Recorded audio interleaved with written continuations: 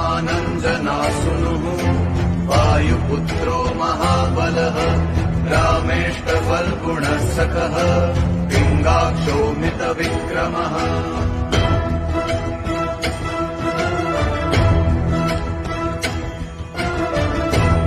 उदधिक्रमणश्चैव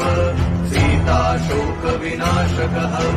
लक्ष्मणप्राणदाता च दशग्रीवस्य दर्पः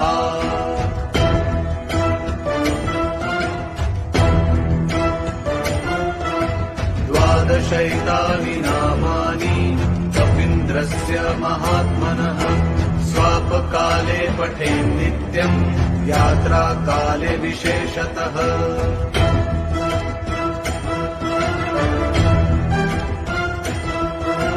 तस्य मृत्युभयं नास्ति सर्वत्र